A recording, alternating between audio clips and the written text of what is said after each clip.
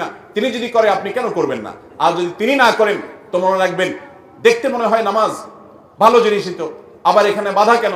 অনেকে বলেও যে রাত্রে মানুষ নামাজ পড়বে, চুরি তো করবে না, গান তো শুনবে না, তাহলে কিছু হুজুররা বাধা কেন দেয়? ভাইরা আমার, নামাজ আপনি পড়েন, এটাতে কোনো সমস্যা নেই, কিন্তু এই রাতে কোরআন হাদিসের নির্দেশ, ইসলামের নির্দেশ মনে করে যদি কোনো কাজ করেন, অথচ ইসলাম আপনাকে নির্দেশ করে নাই, তাহলে সেটা হলো মন গড়া আমল।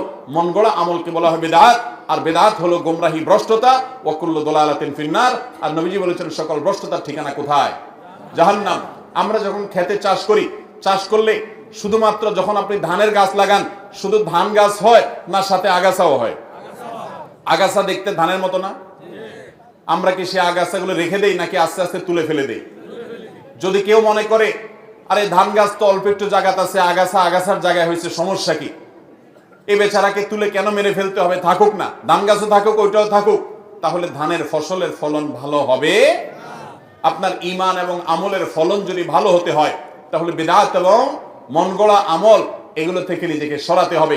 আপনি এমনি নিজে থেকে নফল আমল করেন, সেটা ভিন্ন কথা, কিন্তু বিশেষ কোন দিবসে কোরআন হাদিসে আছে বা ইসলামের নির্দেশ মনে করে, বিশেষ ফজিলত মনে করে যখন করবেন, তখন সেটা বিদআতে পর্যবসিত হবে। অতএব মেরাজ এটাকে উদযাপন নয়, আসুন মেরাজকে উপলব্ধি করার চেষ্টা করি।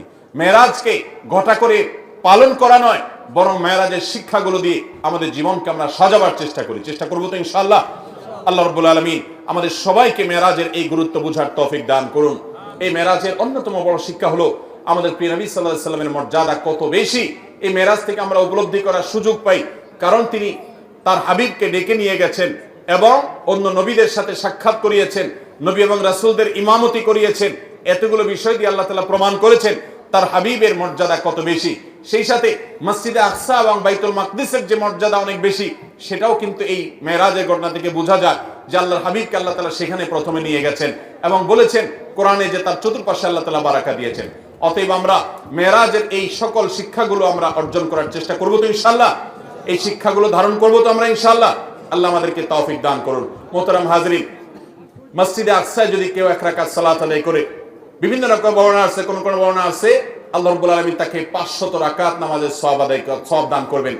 বহু নবী রাসূলগণ যে মসজিদের ইমাম ছিলেন, মুয়াজ্জিন ছিলেন, মুক্তাদি ছিলেন, সেই মসজিদে আল্লাহ রাব্বুল আলামিন জীবন মৃত্যুর আগে আমাদেরকে একবার হলেও যাওয়ার তৌফিক দান করুন। অভিশপ্ত ইহুদিদের হাত থেকে দখল মুক্ত করে এই মসজিদকে মুসলমানদের অধীনে এনে মুসলমানদেরকে গোটা পৃথিবী থেকে যাওয়ার তৌফিক আল্লাহ তাআলা দান করুন। সবাই চেষ্টা করব তো ইনশাআল্লাহ। আস-সুন্নাহ ফাউন্ডেশন, উম্মার স্বার্থে সুন্নাহর সাথে।